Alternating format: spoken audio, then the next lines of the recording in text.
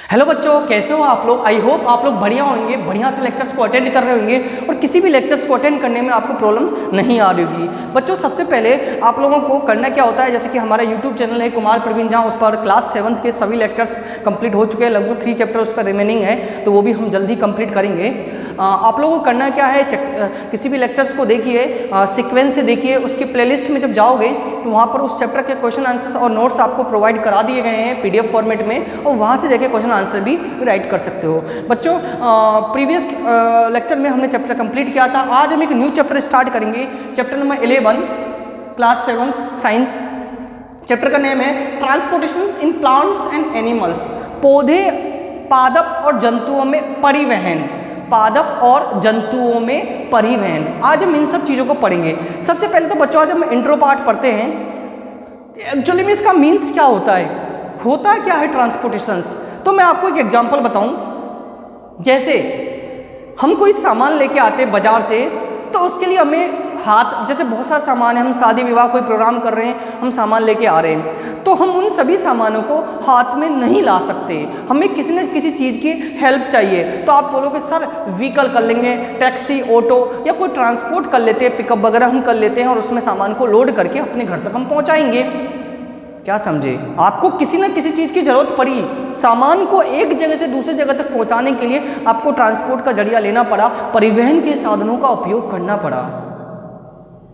तो वैसे ही हमारी बॉडी में, हमारी बॉडी मीन्स प्लांट्स में भी किसी भी प्रोडक्ट को, किसी भी मिनरल्स को, किसी भी मटेरियल को एक जगह से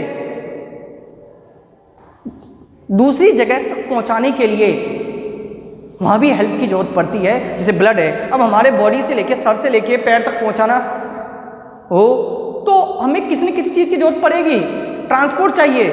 तो इस चैप्टर में बच्चों हम उन्हीं सब चीज़ों के बारे में डिस्कस करेंगे कि ट्रांसपोर्टेशन किसकी हेल्प से कैसे होता है। दोनों ही टॉपिकों को लेके चलेंगे, प्लांट्स और एनिमल्स, दोनों के बारे में डिस्कस करेंगे। तो बच्चों, पेज नंबर 187 आप लोग ओपन करिएगा। पेज नंबर 187 करना क्या है इसमें देखते हैं। All living organisms need many materials such as various nutrients, water, oxygen etc to carry out various life process in them. सभी जीव को आवश्यकता होती है कई सारे मटेरियल्स की। देखिए, हम लोग खाना खाते हैं, जैसे कि आप लोगों ने क्लास 6 वगैरह में पढ़ा होगा, हमें कार्बोहाइड्रेट की जरूरत पड़ती है, प्रोटीन की जरूरत पड़ती है, फैट्स की जरूरत पड़ती है, और सभी को हम लोग लेते हैं। लेकिन हमने खाना खाया, फैट्स निकल गया, वो पूरे बॉडी में पहुंचेगा कैसे? मिनरल्स हमने लिया, पूरे बॉडी में पहुंचेगा कैसे? हमने वाटर पिया, पानी लिया, हमारे बॉडी में गया, लेकिन पूरे बॉडी में ऊपर से नीचे तक हर पार्ट तक उसको पहुंचाना है, कैसे जाएगा? ये भी एक सोचने वाली बात है। तो आइए, the waste products produced in the body need to throw out of the body. और हमारे बॉडी में यदि कोई वेस्ट प्रोडक्ट बन रहा है, व्यर्थ पदार्थ बन रहा है, तो उसको भी शरीर से बाहर निकालना जरूरी है। जैसे कि आपके घर में आपने देखा होगा, किचन वगैरह, रूम वगैरह, बाथरूम में हम लोग गंदे पानी निकालने के लिए नाली बनाते हैं, ड्रेनेज सिस्टम नाली बनवाते हैं। छत पे कोई पानी भर गया हो तो नाली बनवाते हैं, पाइपलाइन सिस्टम से उसको सीधे नाले से कनेक्ट करते हैं। करते ही नहीं करते, पानी को बाहर निकालना है हमें, तो हम एक सिस्टम बनाते हैं। ऐसे हमारे बॉडी में भी वेस्ट प्रोडक्ट बनता है, उसको भी यदि शरीर से बाहर निकालना है तो हमें एक सिस्टम चाहिए। Thus many different kinds of materials must be transported from one place to another within body। ऐसे ही और भी कई सारे मटेरियल्स होते हैं जिनके ट्रांसपोर्टेशन की हमें जरूरत पड़ती है। Different living organisms transport such materials within their body differently। अलग अलग एनिमल्स में, अलग अलग प्लांट्स में ट्रांसपोर्ट सिस्टम अलग अलग होता है। In case of plants there is a system of independent channels, while in animals transportation is brought about by the circulatory systems। In this chapter we will describe the transport of materials in a few typical living organisms। इस chapter में हम इन्हीं सब चीज़ों के बारे में बच्चों डिस्कस करेंगे, समझे? तो आज हम सबसे पहले टॉपिक चालू करते हैं, transport of materials in plants.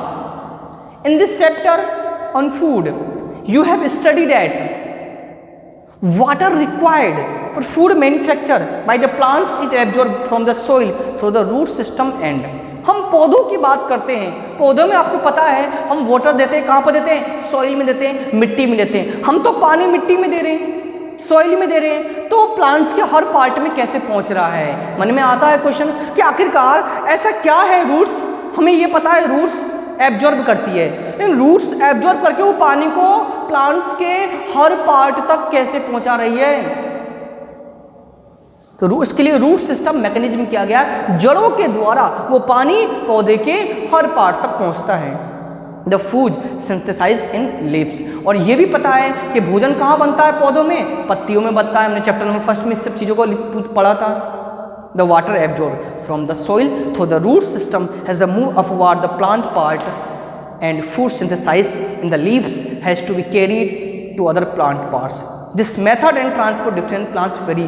तो जो रूट सिस्टम होता है उसका काम ये होता है कि प्लांट्स के हर पार्ट तक, ईच पार्ट, प्रत्येक भाग तक पहुंचाने का काम करता है वाटर, और जो भी हम खाद देते हैं, जो भी हम मिनरल्स देते हैं मिट्टी में, उन सभी को पौधे के हर भाग तक पहुंचाने का काम बच्चों करता है।